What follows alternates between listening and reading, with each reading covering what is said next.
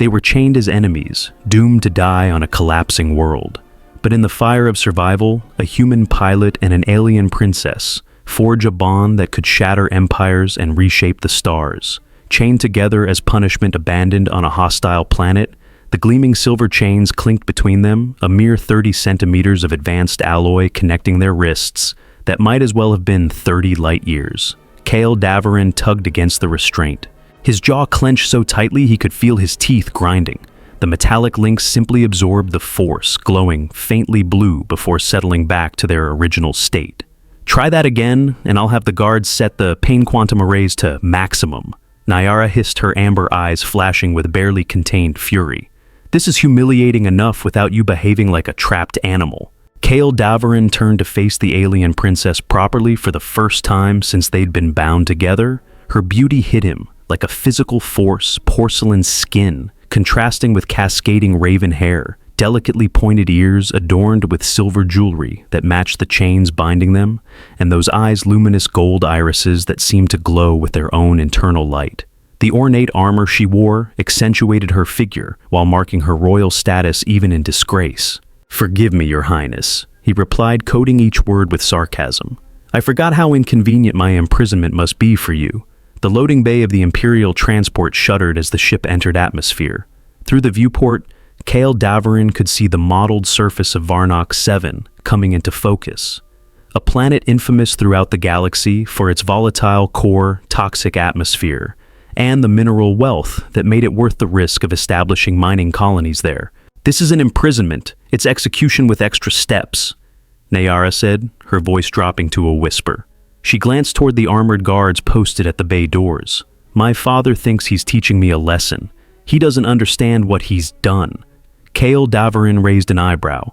"And what exactly has the great Emperor Zorath done, besides chaining his daughter to the human who supposedly violated Imperial sovereignty?"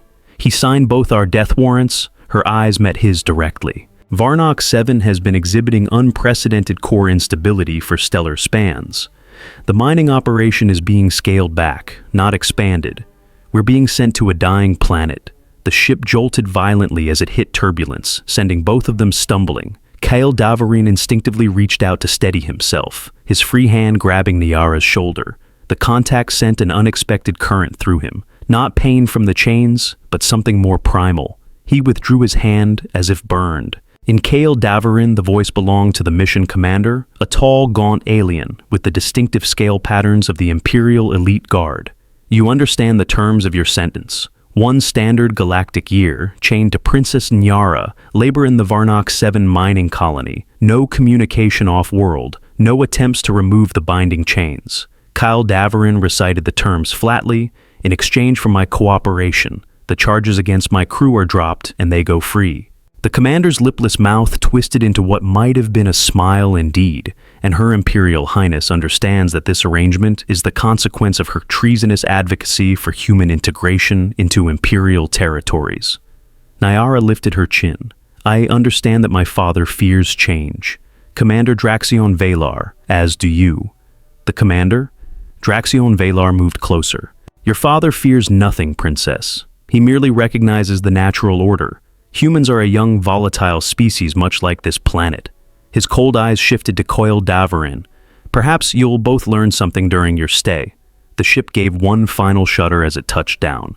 The bay doors began to open, revealing a landscape that looked like something from humanity's ancient depictions of hell.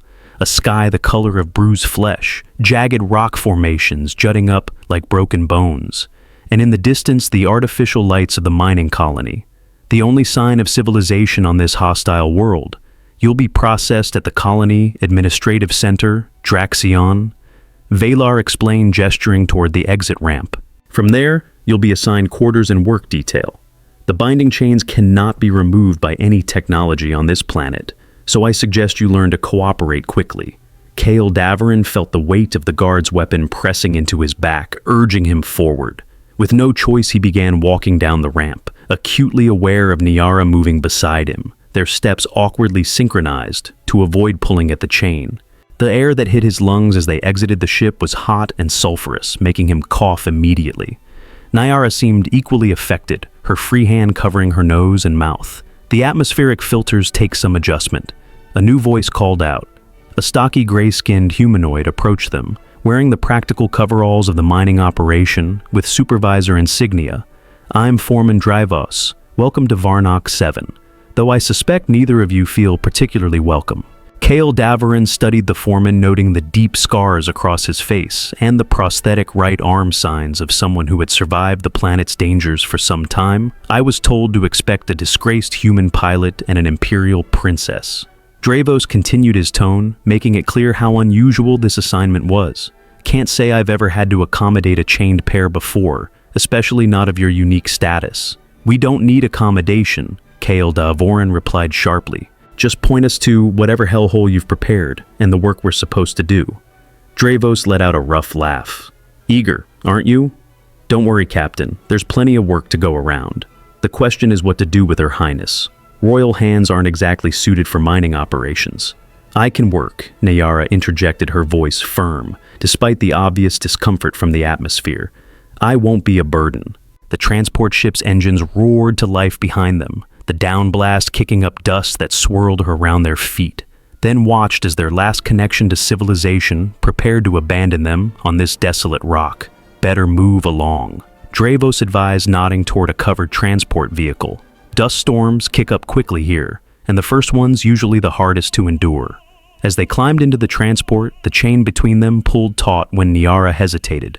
Kale Davarin turned to see her watching the Imperial ship rise into the darkening sky, her expression unreadable. Having second thoughts about your human advocacy work, Princess? He asked quietly. She turned to him, those golden eyes now hard as gems. No, but I am having second thoughts about which Imperial officials deserve to keep their heads. When we return. Kale Davarin couldn't help but laugh. Your optimism is either admirable or delusional. The transport door slammed shut and the vehicle lurched forward toward the distant lights of the colony. In the confined space, Kale Davarin became acutely aware of Nayara's scent, something exotic and floral that seemed impossible in this toxic environment. My father thinks a year of hardship will break my spirit and teach me to obey. She said, her voice low enough that only he could hear. But I am my father's daughter in more ways than he realizes. I do not break Captain Kale Davarin, and if we are to survive this place, neither can you. The chains linking them caught the dim light as the transport rumbled across the broken terrain. 30 centimeters of unbreakable alloy binding them together on a dying planet. A death sentence perhaps, or something else entirely. Dawn on Caraxus. 9 brought no comfort. The barracks assigned to them, a retrofitted storage unit on the colony's outskirts, trapped heat like an oven. Kale Davarin woke with sweat-soaked sheets clinging to his body. The chain between him and Nayara pulled uncomfortably taut as she slept as far from him as their bond allowed. He studied her in the copper light, filtering through the single grime-covered window. Asleep, the Imperial Princess looked less formidable, her features softened, dark lashes resting against her cheeks. The rise and fall of her chest steady beneath the simple shift she'd been given to replace her ornate armor.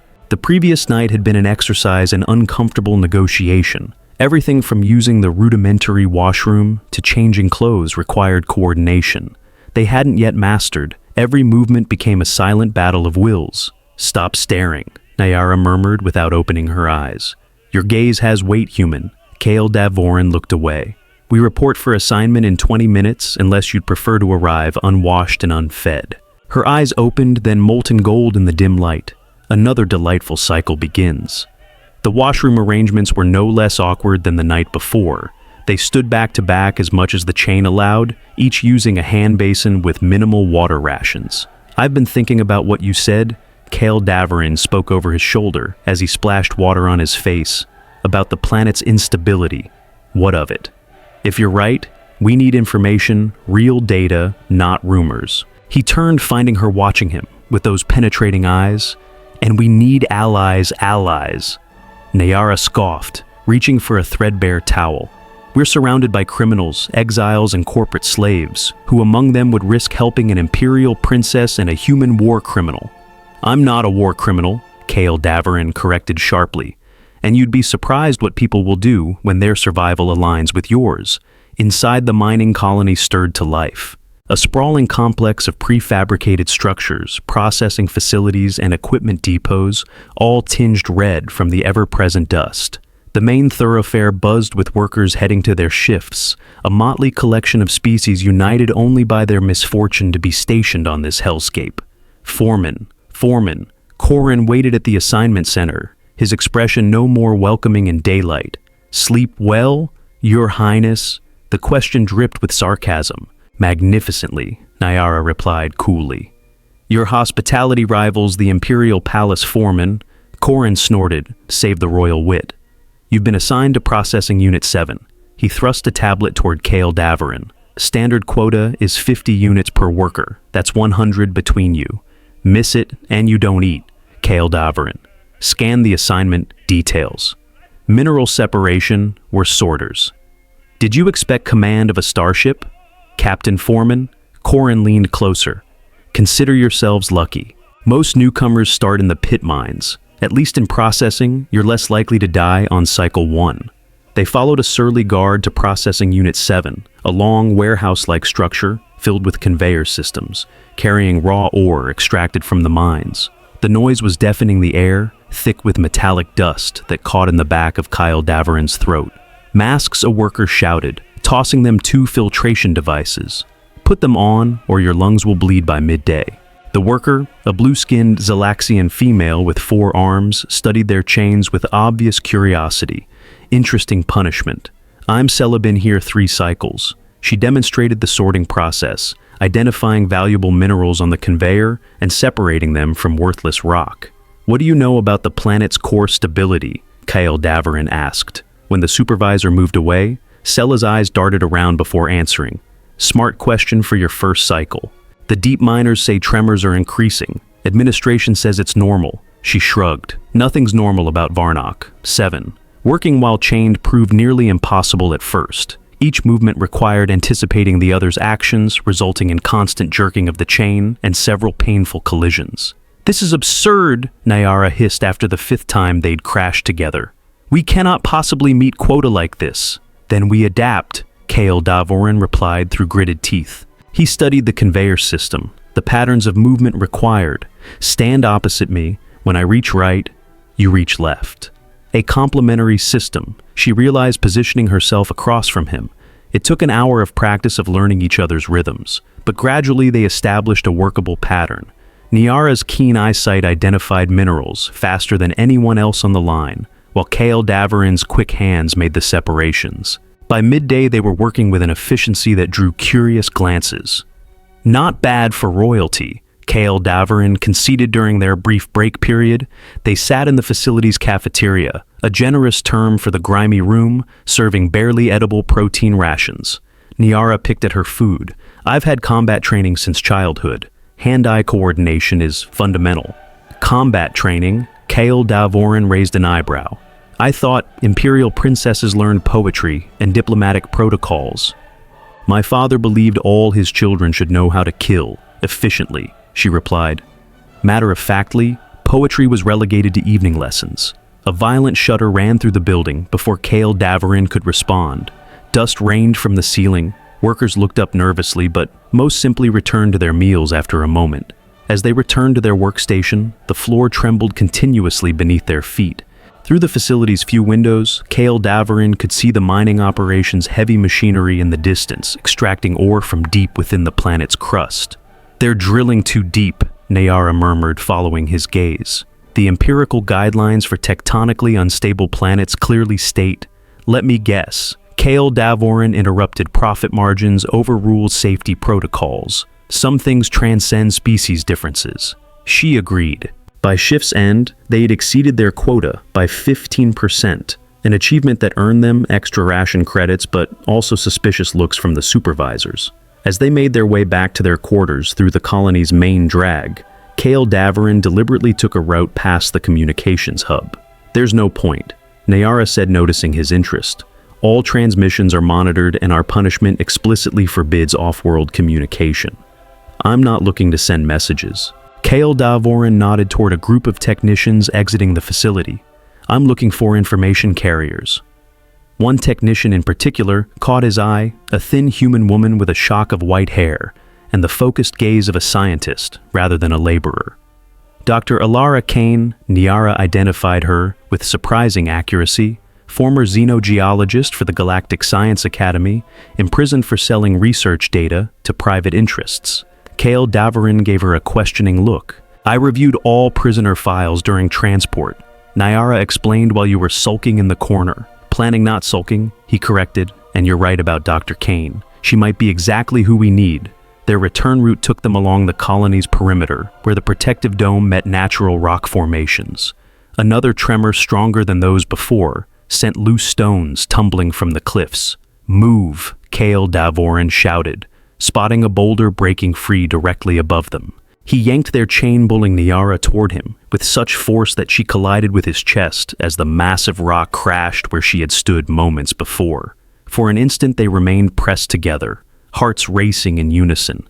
Kale Davarin became acutely aware of her body against his, the scent of her hair, the warmth of her breath through the thin fabric of his work shirt. Her eyes widened, pupils dilating as she looked up at him. "Let go," she whispered, though she made no move to pull away. Kale Davarin released her slowly, the chain clinking between them, a metallic reminder of their forced connection. "You're welcome," he said, his voice rougher than intended. Niara stepped back, composing herself with visible effort. "That's one debt between us. Keeping score, princess always." But something had shifted in her expression, the cold disdain replaced by something more complex. "Though I suppose if we're to survive this place, more debts will accumulate on both sides." Night was falling as they reached their quarters, the sky beyond the dome turning a toxic purple.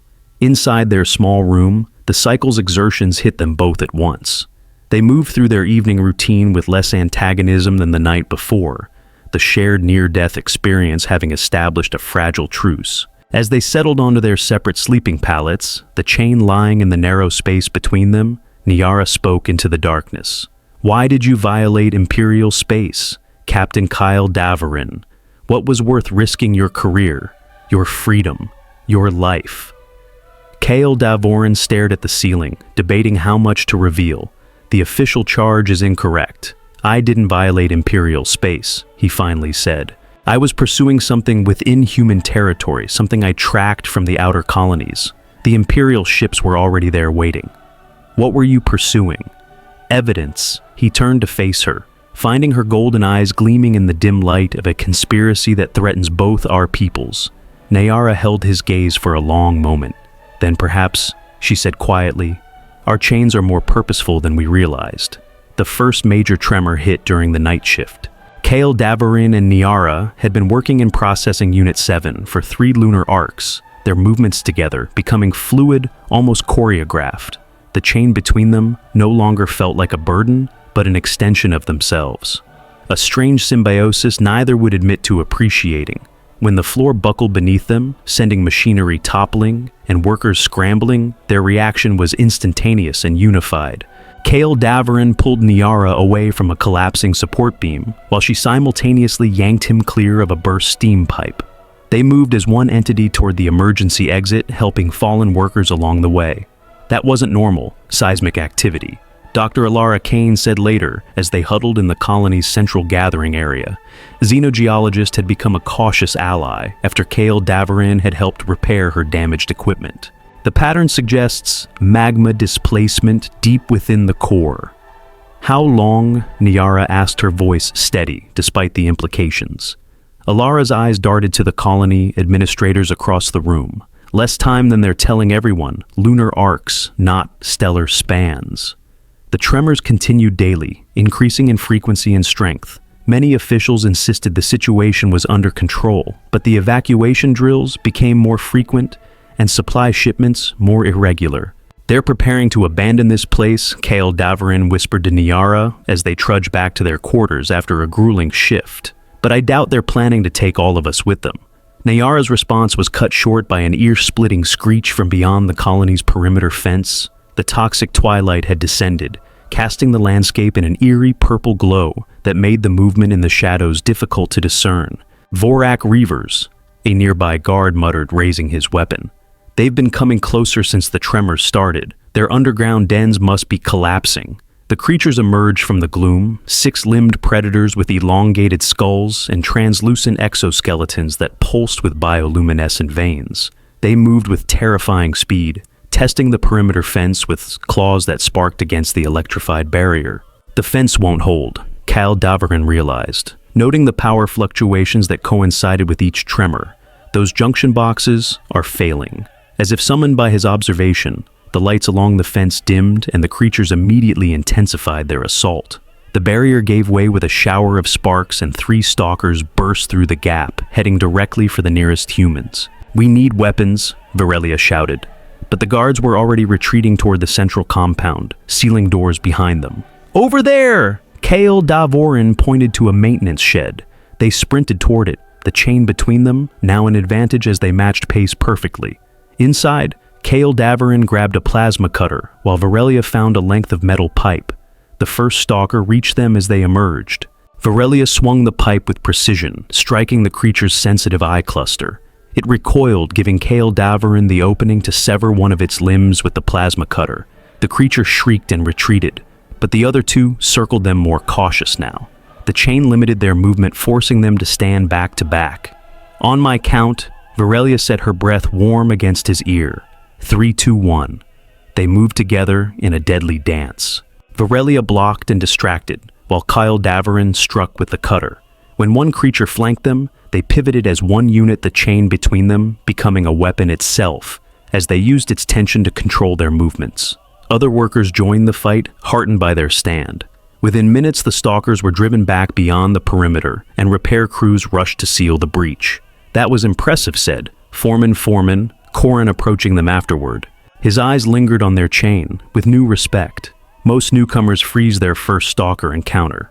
"We're not most newcomers," Kale Davorin replied, suddenly aware of Virelia's shoulder blade pressed against his. Their breathing synchronized from exertion.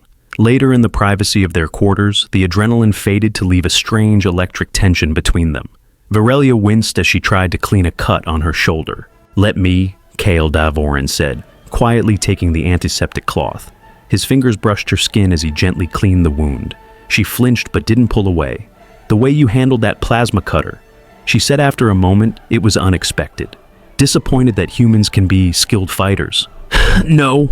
She turned to face him, those amber eyes unnervingly direct. "Surprised that you chose to protect others when you could have simply protected yourself." Her proximity was intoxicating the heat of her body, calling to him like a beacon. Kyle Davarin found himself leaning closer, drawn by something more powerful than gravity. A violent tremor shook the room. Breaking the moment, dust rained from the ceiling as they steadied themselves against the wall. The chain pulled taut between them. "We need more allies," Virelia said deliberately, putting space between them. "Tomorrow, we speak with the Zalaxian crew chief in Section 5. She controls distribution for the Eastern Quadrant." Kale Davarin nodded, ignoring the lingering warmth where his fingers had touched her skin. "And we need to access the geological survey stations. If Caraxus 9 is really dying, we need to know exactly how much time we have." That night, as they lay on their pallets in the darkness, the chain glinting in the dim emergency lighting, Kale Davarin was acutely aware of every movement Virelia made, every soft breath. The forced proximity that had once been torture had become something else entirely, something dangerous in its allure. "Kale Davarin," her voice came softly through the darkness. "If what Archivist Thala says is true, and this planet is dying, we'll find a way off." He finished for her. "Together." The chain clinked gently as she shifted toward him, just slightly. Not touching, but closer. Together she echoed the word, carrying a weight neither was ready to acknowledge. Outside, the alien landscape shuddered with another tremor, as unstable as the emotions growing between them. The mining collapse happened without warning. Kyle Davarin and Virelia had been assigned to inspect a new mineral vein in the eastern tunnels, a task that had become common as their efficiency made them valuable to the increasingly desperate mining operation. They were a kilometer deep when the first support beams cracked. Kyle Davarin reacted instantly, pulling Virelia into a side passage as the main tunnel collapsed in a deafening roar of rock and metal. "Are you hurt?" he asked, his hands instinctively checking her for injuries in the emergency lighting. "No." She coughed through the dust, but were cut off. 3 other workers had made it into their refuge, a Zalaxian technician and 2 human miners. One was badly injured, his leg crushed under fallen debris. "We need to stop the bleeding," Varelia said, tearing strips from her uniform to create a tourniquet. Her hands moved with practiced precision. "The princess knows field medicine." One of the miners asked, his voice tinged with surprise. "The Royal Military Academies are thorough," she replied without looking up. "Kyle Davarin, I need light." He positioned his helmet lamp to illuminate her work, their chain requiring him to stay close. The injured miner gritted his teeth as Varelia tightened the tourniquet. "That should hold until we get him to medical," she said, sitting back on her heels. "If we get out of here." When Kale Davarin corrected, "When we get out of here," the Zalaxian technician, Varric, examined the collapsed tunnel entrance. Thin passages completely blocked, but these old eastern tunnels connect to a ventilation system. If we can reach it, we might find a way back to the main complex. They fashioned a stretcher for the injured miner and began navigating the labyrinthine passages. The air grew thinner as they moved deeper, and the periodic tremors sent more dust and small rocks showering down on them. "How are you holding up, Kale?" Davorin asked Varelia quietly as they paused to rest. In the dim light, the sheen of sweat on her skin made her look like she was carved from living marble. "I'm an imperial daughter," she replied with a tired smile. "We're bred to endure." "That doesn't answer my question." Her golden eyes met his, something vulnerable flickering in their depths. "I'm glad I'm not alone down here." The admission hung between them more significant than it seemed. Before Kale Davarin could respond, a violent tremor shook the tunnel worse than any before. The ceiling began to give way directly above the injured miner. Without hesitation, Varelia threw herself forward, pushing the stretcher clear as tons of rock crashed down. The chain yanked Kyle Davarin after her, and he barely managed to pull her back as a massive boulder smashed where she had been standing. For a heartbeat, they were tangled together on the ground. The chain wrapped around them both, binding them closer than ever before. Kale Davarin found himself cradling her head protectively, her hair soft against his calloused palm. "That's twice you've saved me from falling rocks," she whispered, her lips inches from his. "I'm beginning to think the universe has a peculiar sense of humor, or fate." He replied, helping her to her feet but not stepping away. Their bodies remained close, the chain no longer the only force drawing them together. The collapse had separated them from Zarnik and the other miner, but the ventilation shaft was now visible through a newly opened fissure. "We can still make it," Kyle Davorin said, helping the injured miner toward the opening, "but it's going to be tight with the 3 of us." The shaft was a vertical climb of nearly 30 meters made exponentially more difficult by their chain, and the injured man they needed to hoist between them. Every movement required perfect coordination. Every handhold had to support both their weights when the chain pulled taut. Halfway up, the injured miner lost consciousness, becoming dead weight in the makeshift harness they had fashioned. "We can't hold him," Varelia gasped as her grip began to slip. Kale Davarin wedged himself into a narrow crevice, anchoring his position. "Yes, we can. We do this together, or not at all." Their eyes locked in the darkness, a silent communication passing between them. Together they found a rhythm. Varelia would climb a few meters while Kyle Davarin held position, then he would ascend while she secured herself. Inch by agonizing inch, they made their way upward.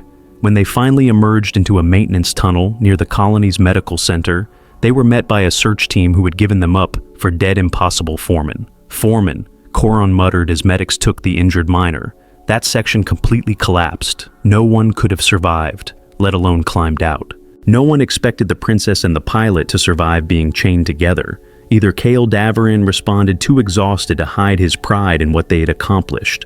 Later, after medical checks and decontamination showers, another awkward exercise in chain-limited privacy. They were finally alone in their quarters.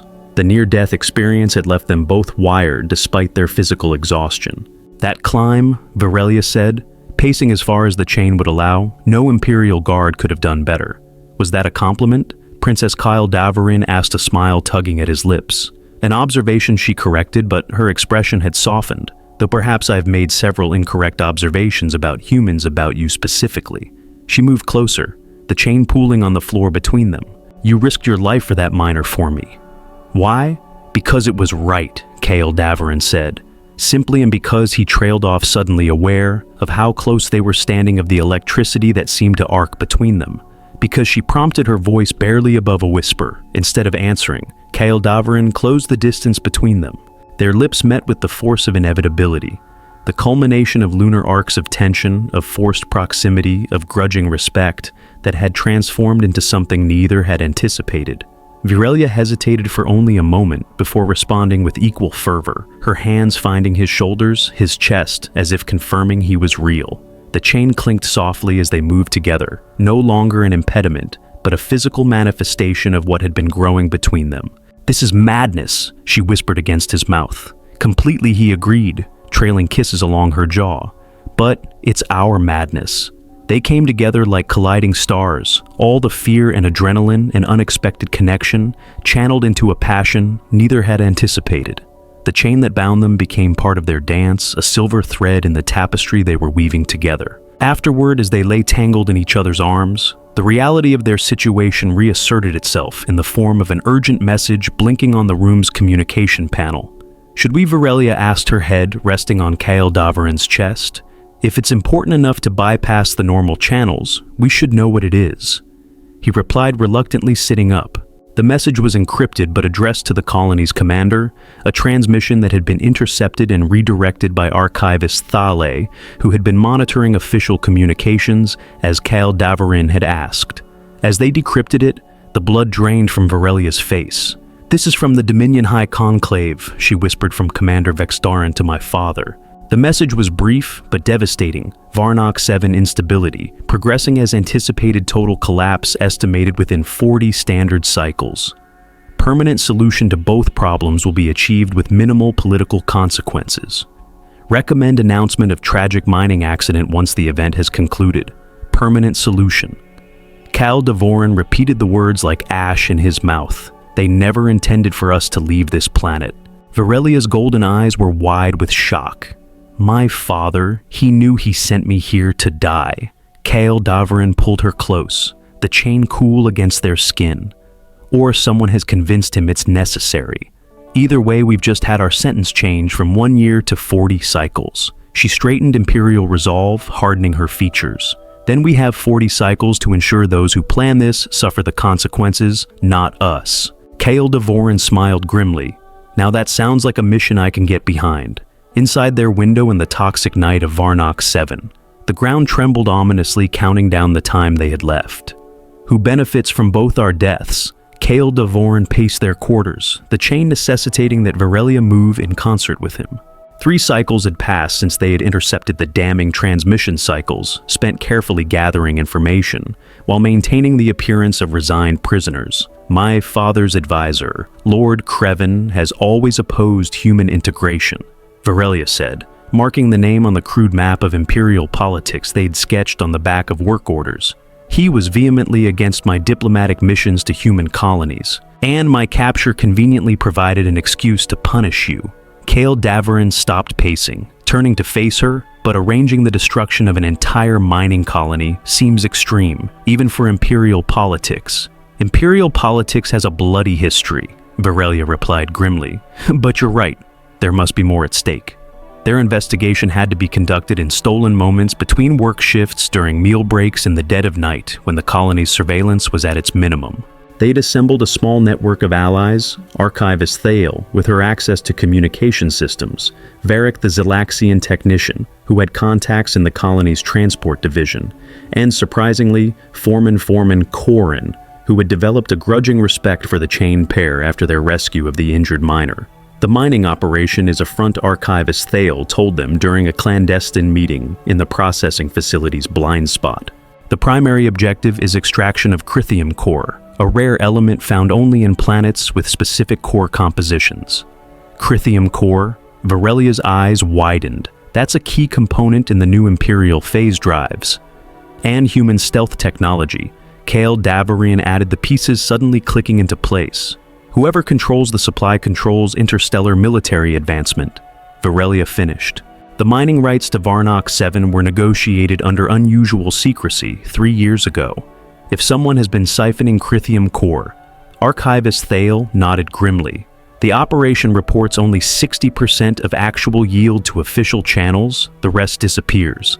That night, as they lay together in the narrow confines of their shared bed, a closeness that had evolved from necessity to desire. Kael Davarine traced the curve of Varelia's shoulder in the dim emergency lighting. If Draxion Valar is involved, and Lord Krevan, we're dealing with a conspiracy that spans both military and political spheres, he said quietly. Varelia turned to face him, her golden eyes luminous in the darkness, and they would eliminate anyone who discovered it, including an imperial princess who asked too many questions about human-imperial relations, and a human captain who followed a suspicious shipment into imperial territory, Kael Davarine added. The shipment you were pursuing when you were captured? Varelia realized it was Crithium core, wasn't it? Kane nodded, diverted from human mining operations alongside intelligence data. I tracked it to what should have been neutral space, but Imperial ships were waiting. Now, I understand why Varelia's hand found his face, her touch gentle despite the calluses she'd developed from lunar arcs of labor. We only have each other now, she whispered. No Imperial title protects me here. No human allies will come for you. That's all we need, Kael Davarine replied, drawing her closer. They chained us together thinking it would break us both. Instead, they created something stronger than either of us alone. She finished her lips, finding his in the darkness. Their lovemaking that night was different, slower, deeper. A reaffirmation of the bond that had formed between them against all odds. The chain that linked them clinked softly with their movements. A constant reminder of the physical connection that had led to something far more profound. The next cycle brought increased seismic activity. 3 minor tunnels collapsed, and the colony administration announced evacuation drills as a precaution. What they didn't announce was that the evacuation ships would only have capacity for essential personnel and the most valuable equipment. They're planning to leave within 2 lunar arcs, Zarnik confirmed, passing them a stolen manifest transport leaves in 8 cycles with critical personnel. Then we have 8 cycles to secure passage, Kael Davarine said, studying the document and gather enough evidence to prove the conspiracy. When we returned, Naira's face was set in determined lines, not just evidence of the Crithium core theft evidence that they deliberately destabilized the planet. What Kael Davarine turned to her in shock, the extraction methods they're using, she explained. Archivist Thale confirmed they're employing deep core fracturing, a technique banned throughout the Dominion, precisely because it can trigger planetary instability. They're causing the planet's death to cover their tracks, Kael Davarine realized with horror, and eliminating us in the process. Their plan took shape quickly. Zarnik would secure them access to the first evacuation transport. Archivist Thale would compile the geological evidence proving deliberate destabilization. Hermann Foreman Korin, who had lost family in a previous mining accident that now appeared suspicious, would help them access the secure storage facility where the unreported Crithium core was kept. As the evacuations began, in earnest tremors became almost constant. The toxic atmosphere grew worse as volcanic vents opened across the planet's surface, spewing noxious gases that tested even the colony's advanced filtration systems. You've become quite skilled at this, Kael Davarine observed, as Varelia expertly bypassed the security lock on the records office. 4 lunar arcs chained together had given them ample opportunity to share skills. His mechanical aptitude, her royal education in encryption and imperial systems. A princess should have diverse talents. She replied with a smile that still sent his heart racing, though I doubt my tutors envisioned this particular application. Inside, they downloaded critical files, shipping manifests, showing the diverted Crithium core communications between Draxion Valar and mining administrators, geological reports that had been altered to hide the true extent of the deliberately induced damage. As they finished, a particularly violent tremor shook the building. Ceiling panels crashed down around them as they ran for the exit, perfectly synchronized after lunar arcs of movement together. They emerged into chaos. The colony's main power had failed, emergency systems casting everything in pulsing red light. Workers rushed toward the evacuation centers, fear having finally overwhelmed the administration's attempts at controlled departure. We need to get to Docking Bay 4, Kael Davarine shouted over the noise of alarms and rumbling earth. Varric said the transport will be ready in 30 minutes. They ran through corridors they had come to know intimately, the chain between them no longer requiring conscious thought to navigate. Outside, the toxic sky had turned a furious crimson lightning, crackling between swirling clouds as the planet's magnetic field began to destabilize. Captain Kael Davarine! a cold voice cut through the chaos. Commander Draxion Valar stood blocking their path to the docking bay, flanked by 4 Imperial guards and Princess Niara. How inconvenient to find you still alive. Inconvenient for your conspiracy? Perhaps? Niara replied, her voice carrying the full weight of Imperial authority despite her prisoner's garb. I don't know what delusions you've developed during your exile, Your Highness, but your father will be most distressed to learn. You both perished in the geological disaster. Draxion Valar's thin lips curved in a smile that didn't reach his eyes. After all that was the arrangement, my father would never. Niara began, but the commander cut her off. Your father signed the order himself. Your sympathies for humans had become a political liability. The captain's pursuit of our operation provided the perfect opportunity to solve both problems. The ground buckled beneath them, sending one of the guards stumbling. Kael Davorin exchanged a quick glance with Niara, a plan forming between them without words. Now, Kael Davorin said quietly, and they moved as one. Niara dropped to a crouch as Kael Davorin pivoted using the chain's tension to swing her in an arc that swept 2 guards off their feet. He followed through by tackling a 3rd guard, while Niara sprang up to deliver a precise strike to the 4th's vulnerable neck joint. Only Draxion Valar remained standing, his expression shifting from confidence to apprehension as he witnessed their coordinated attack. He drew his weapon, but another violent tremor sent them all staggering. A massive fissure opened in the corridor, floor widening rapidly. Draxion Valar lost his balance, tumbling toward the growing chasm. For a moment, Kael Davorin saw the commander's eyes widen in genuine fear. Kael Davorin, no! Niara cried as he lunged toward the falling commander, their chain pulling her along with him. Kael Davorin's hand closed around Draxion Valar's wrist just as the commander slipped over the edge. For a heartbeat, Imperial and human eyes met across the divide of species and ideology. Why? Draxion Valar asked, genuine confusion in his voice. Because that's what humans do, Kael Davorin replied, straining to pull him up. But another shudder tore through the structure. The edge where Kael Davorin knelt began to crumble. Niara wrapped her arms around his waist, anchoring him, but the combined weight was too much. Let him go, she shouted. We'll both fall. Kael Davorin looked down at the commander, saw the calculation in the alien's eyes, the hand creeping toward the weapon still holstered at his side. Some people can't be saved, Kael Davorin said, grimly, and released his grip. Draxion Valar's cry echoed as he plummeted into the darkness below. Niara pulled Kael Davorin back from the edge as more of the floor gave way. The data, she said, urgently patting the secure pouch where they had stored the evidence. We still have it, we can still expose them. They ran for the docking bay, the chain between them, humming with the energy of their synchronized movement. The planet was dying around them, but somehow, impossibly, they had found life together in this condemned place. We can't leave yet, Niara said, as they reached the docking bay, where Zarnik waited nervously beside the small transport vessel. There are still people in the deep mines. The evacuation order went out hours ago. Zarnik protested his forearms, gesturing agitatedly. Anyone still down there? Didn't get the message, Kael Davorin finished. The lower communication relays failed in the last tremor. There could be dozens of workers trapped down there. The decision should have been difficult. They had the evidence, they had transport. They could escape the dying planet and expose the conspiracy. But one look between them was all it took.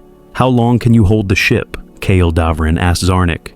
The Zalaxian's compound eyes blinked rapidly in distress. 2 hours maximum after that magnetic field degradation will make liftoff impossible. 2 hours, Niara confirmed with a nod to Kael Davorin. We can do a lot in 2 hours. They moved with urgency through the increasingly unstable colony. Most workers had already evacuated or were gathered at designated extraction points. The administrative section was eerily deserted, evidence of a hasty departure visible in the abandoned personal items and still active terminals. At the mine access elevator, Foreman Dravos was organizing the last of the rescue teams. Section B is clear he reported when he saw them, but we lost contact with C and D levels. The main shaft to D collapsed 20 minutes ago. Is there another way down? Kael Davorin asked Foreman. Corin hesitated. The maintenance shaft in Section 7 might still be intact, but it's risky even under normal conditions. With the current seismic activity, it's practically suicide. How many workers on D level? Niara pressed 17 mostly deep core drillers. Kale Davarin and Niara exchanged another of their wordless communications. "We're going," Kale Davarin said. "Have emergency medical standing by for when we bring them up." When Foreman Corin raised an eyebrow. "Your imperial optimism is showing, Princess." "Not imperial," she corrected Human. "I believe I've caught it from my companion." The maintenance shaft was little more than a vertical tube with ladders and platforms spiraling down into darkness. Every few minutes, tremors sent dust and debris showering down on them as they descended. Their chain, which had once been their greatest challenge, now proved an advantage, a safety line connecting them as they navigated the treacherous passage. Atmosphere's getting worse. Kale Davarin noted as they reached sea level, checking his portable scanner, sulfur dioxide levels rising. Niara adjusted her breathing apparatus. How much farther? Another 200 meters to D level. He caught her arm as she began to move. "Niara, if the shaft collapses, then we face it together," she said simply, "as we have everything else." D level was a scene from a nightmare. Emergency lighting cast, red shadows across collapsed tunnels and smoking equipment. The air was thick with dust and toxic gases. Most horrifying was the silence, no calls for help, no sounds of movement. "We're too late," Niara whispered. A faint tapping sound proved her wrong. Following it led them to a sealed pressure door, a safety bunker designed for exactly this kind of emergency. "Hello," Kale Davorin called through the communication panel. "Anyone alive in there? Who's there?" A voice crackled back. "The whole level's coming down around us." "How many of you?" Niara asked. 14, 3 injured. Kale Davorin examined the door mechanism. "The emergency release is jammed. We'll need to bypass it." Working together, they managed to hotwire the control panel, but the door only opened halfway before grinding to a halt. "We'll need to go in and help them out one by one," Kale Davarin said, surveying the narrow opening.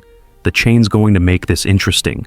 Inside the bunker, the miners looked up in disbelief at the chained pair who had descended to rescue them, and dawned on several faces. The princess and the pilot, one miner murmured. "They said you died in the collapse last lunar arc. Rumors of our death were politically motivated," Niara replied. "Now, who needs the most help?" Evacuating the injured through the half-open door required careful coordination. Kale Davarin and Niara developed a system.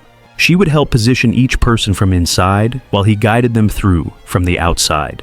The chain stretched between them. Through the opening, the ground shook continuously. Now small tremors punctuated by increasingly violent shocks. As they were extracting the last injured miner, a massive quake tore through the level. The ceiling began to collapse directly above the bunker entrance. "Move!" Kyle Davorin shouted, pulling the miner clear as tons of rock crashed down completely. Sealing the door with Niara still inside, with the remaining miners. "Niara." He slammed his fist against the fallen rubble, the chain disappearing into the debris. Terror gripped him as he realized they were truly separated for the first time in stellar spans, in the most dangerous situation they'd faced. Her voice came through weakly on his communicator. "We're alive, 7 of us left in here. The door is completely blocked," he reported, forcing his voice to remain calm. "I can't get to you that way." "There's a maintenance duct in the back wall," one of the rescued miners suggested. "It connects to the auxiliary ventilation system, if it's still intact." "Niara, did you hear that?" Kale Davarin asked urgently. "Yes, we're looking for it now." Her voice was steady. Imperial training asserting itself in crisis. But Kale Davarin, the chain he understood immediately. The 30 centimeters of unbreakable alloy meant they couldn't move more than that distance from the collapsed entrance. Either she would be trapped there, unable to reach the escape route, or we'll have to break it. He said, the words feeling like blasphemy after all they'd been through together. It's unbreakable, she reminded him. That was the point of the punishment. Kale Davarin's mind raced. Nothing is unbreakable. The locking mechanism is in the cuffs, not the chain itself. He examined his wrist where the metal band dug into his skin. These fusion rigs are designed to cut through rock. Maybe. It could take your hand off, she warned. Better my hand than your life.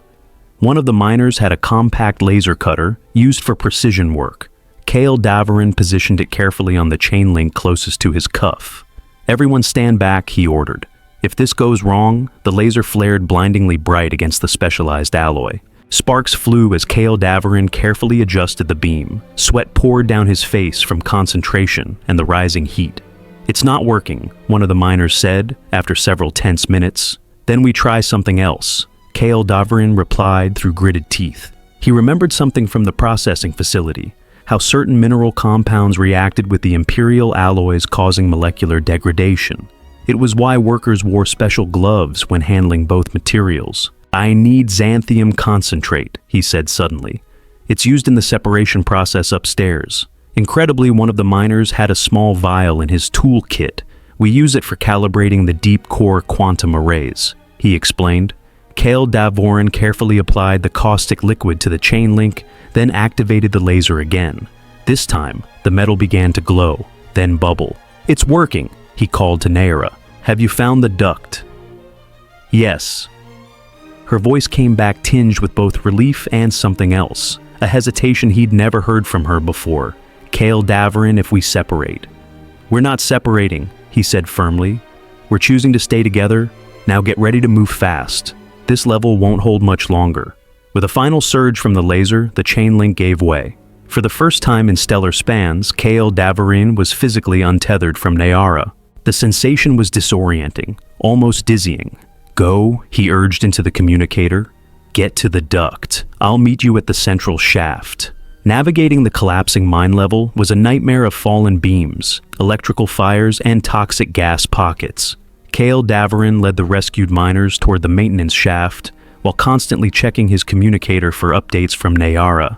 "We're in the ventilation system." She reported, her voice echoing strangely, moving toward Junction 7. "Be careful," he warned atmosphere. "Readings are critical, oxygen levels dropping throughout the lower levels." He reached the maintenance shaft to find it partially collapsed.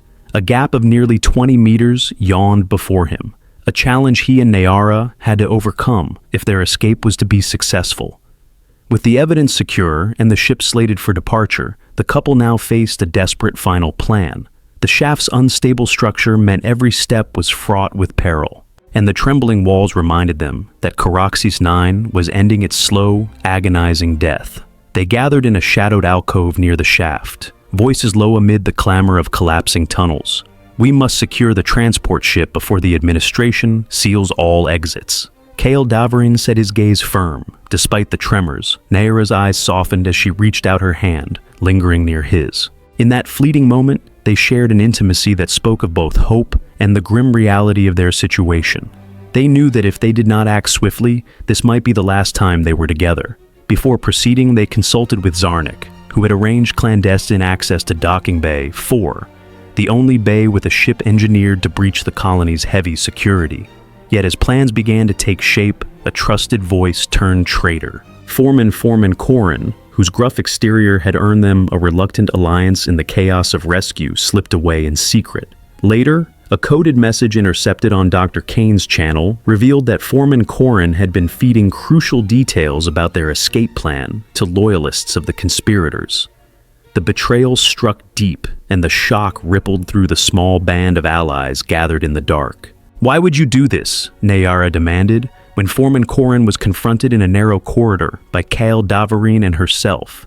His eyes, usually steeled by years of hardship, flickered with fear and resignation. "Did it for my family?" he muttered, voice rough. "They were promised safety in the evacuation. I never meant for it to come to this." The confrontation was bitter. Kale Davarin's jaw tightened as he absorbed the treachery. Yet even as anger roiled within him, a part of him recognized that desperation often drove good people to terrible choices. The heated exchange was abruptly interrupted by the sound of approaching security forces. With little time to grieve the betrayal, Kale Davarin and Nayara fought back-to-back Kale Davarin's precise strikes, and Nayara's swift royal technique fused into a single force of will. They neutralized the approaching guards with a calculated flurry of blows and improvised weapons salvaged from the corridor debris. In that dramatic moment, their combined strength shone. His tactical genius perfectly complemented her regal command and fierce determination. As the corridor cleared and the echo of conflict subsided, they seized the moment to dash toward Docking Bay 4. With each step, the risk of the collapsing mine pressed upon them, and the intimacy of their earlier parting glance was now laced with the bittersweet knowledge that each moment together might be their last. Determined, resolute, and bonded by both the physical chain and the trials they had endured, They pressed onward united in their defiance of fate, ready to commandeer the ship that could break through the planet's final defenses. The moment after they broke through the mining corridors, Caraxes 9 began its final violent transformation. The planet's core churned with unstoppable fury. Deep tremors turned into violent quakes that shattered the remaining supports, and the once dim volcanic vents erupted with clouds of toxic gas. The sky, already a bruised red, deepened into a hellish orange as lightning split the roiling clouds. In the chaos, the workers and colonists scattered in frantic search for safety. Kyle Davarin and Varelia now stood as reluctant leaders. With the evidence of conspiracy clutched in secure pouches and minds sharpened by betrayal, they organized the evacuation efforts. "Listen up." Kyle Davarin's voice boomed over the alarmed clamor. "We have less time than we thought. Follow the marked escape routes." His tone, resolute and commanding, inspired even the most fearful workers to rally behind him. Varelia, her golden eyes ablaze with determination, coordinated with Dr. Dynacane and Zarnik to reach every stranded miner. Together, they forged a plan to lead as many as possible out of the collapsing tunnels before the next quake ripped the facility apart. Outside the temporary safety of the processing units, the toxic air and collapsing structures threatened to bury everyone in despair. In one desperate corridor, Varelia calmly directed a group of injured workers to a reinforced exit. While Kale Davarin stood guard against the arrival of Imperial security forces sent not only to maintain order, but to ensure no one left with the dangerous truth of the conspiracy. Their path was blocked by armored squads, their weapons glinting under emergency lights. With a deep breath, Varelia stepped forward. "We are not your enemies," she declared, her voice resonating with both royal authority and the raw emotion of survival. "Today, our enemy is the planet itself, and the lies that condemned us to die." Her words sparked hope, and workers surged forward behind her. Kale Davarin moved like a seasoned warrior, using his quick reflexes and cunning tactics to deflect the attacks of the guards. In the midst of gunfire and collapsing beams, he led a small band of miners through crumbling corridors toward the awaiting transport. The strain of every movement was etched into every face. The planet was dying, and so was the hope of a safe future if they did not act swiftly. That evening, once the rescue teams had saved nearly all of the deep core drillers, the survivors gathered in a hastily secured safe room near the transport. Amid the oppressive gloom and the rumble of a planet on the brink, Kale Davarin and Varelia found a moment of fragile peace. Their eyes met across the crowded space, and the chaos outside seemed to fade. In a passionate, wordless embrace, they clung to one another, as if the universe had conspired to bind their souls together. Every kiss and touch was an act of defiance against the destruction surrounding them, a promise to face the future, even if it meant sacrificing everything. Their whispered vows mingled with the distant sounds of destruction, echoing with a bittersweet certainty. They would fight until every last soul was safe, even as Varnox 7 crumbled into oblivion. The transport ship's engines roared to life as it hurtled toward the escape corridor, cutting a determined path through the planetary blockade. Outside the reinforced hull, enemy craft emerged like angry hornets. Kale Davarin gripped the controls with steely resolve. His eyes, trained by countless perilous flights, scanned the enemy formations for weaknesses. "Hold on," he shouted over the roar of the engines as plasma bolts streaked past. The ship banked sharply, weaving between laser fire and explosive debris. Each maneuver was a testament to his exceptional piloting skills, honed by years of risking everything for what was right. Inside the cockpit, Varelia's mind raced through every lesson of Imperial politics. Now she revealed the hidden truths long buried by deceit. "They planned our capture to silence the evidence," she declared into the open channel, her voice steady and laced with both grief and determination. The diverted Crithium core shipments and falsified geological reports exposed their treachery. The Emperor's advisors conspired to let Varnox 7 collapse and wipe out dissent. Her words cut through the static, reaching the ears of Allied ships that had gathered at the fringes of the blockade. A few even altered their course, drawn by the force of her revelations. As the enemy forces pressed in, Kale Davarin executed a series of daring maneuvers, each one defying both gravity and Imperial will. His every movement saved lives, workers, miners, and even those who had doubted their cause. In a burst of controlled fury, He guided the transport into a narrow gap between two enemy cruisers. Explosions lit the void as enemy vessels were forced to break formation. Amid the chaos, the transport's ramp lowered and workers spilled out, each guided to safety by the unwavering commands of Varelia and Kyle Davarin. At the climax of the space battle, the transport broke through the final barrier. In that triumphant moment, as the chain that had once bound them lay free on the floor of the cockpit, Kyle Davarin and Varelia shared a glance full of unspoken resolve. They had chosen to remain together, not out of force, but by choice. The bonds that had been imposed had transformed into symbols of their unity, of their shared commitment to fight for justice.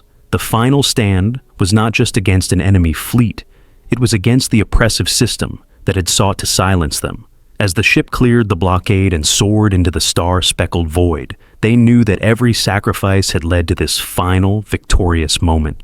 Returning to the Imperial Oryx Prime felt surreal, a city once draped in the pomp of an ancient regime, now trembling under the weight of truth. The transport landed amidst an atmosphere thick with apprehension and the murmurs of discontent. Kyle Davarin and Varelia, flanked by their loyal allies, marched toward the Grand Palace with the secured evidence burning in their hands. In the Celestial Seat Room's opulent yet austere halls, they confronted the Emperor and his conspirators. "Your lies have cost too many lives," Varelia proclaimed, her voice echoing off marble columns. "We bring proof of your treachery, of the deliberate destabilization of Coroxis, 9, and the theft of Crithium Core." The confrontation was tense. Imperial officials shifted uncomfortably as Archivist Thales' data and the shipping manifests were laid bare. Even as accusations flew, Kale Davorin maintained a calm that belied the storm raging within him. "Humans stand for honor and freedom," he said simply, his gaze challenging those who had once believed in their inferiority. The evidence left little room for denial, and one by one, high-ranking conspirators were forced to admit their guilt. In a dramatic twist that shocked the Dominion, High Conclave, the Emperor's daughter, Varelia stepped forward to reject the old ways. "I choose Kyle Davarin," she declared, her tone resolute despite the political weight of her words. "I choose the future over ancient prejudice. Our union forged in adversity stands as proof of humanity's unique strength." Murmurs rippled through the chamber as the Emperor's face darkened his authority, crumbling like the brittle facade of a dominion built on lies. The final cycles saw a slow yet undeniable transformation. In the aftermath of the uprising, reforms were set in motion. The union of an imperial princess and a human captain became a symbol of hope and reconciliation, a living testament to the idea that compassion and courage could bridge even the widest gaps between species. In the epilogue that followed, interspecies relations blossomed in unexpected ways. New treaties were signed, and collaboration replaced old hostilities. The Emperor's daughter and Captain Kale Davarin, once chained together by cruel fate, now stood side by choice. Their love had not only saved countless lives, but had also sparked a revolution of ideas, a new beginning, where unity and respect reigned supreme across the galaxy.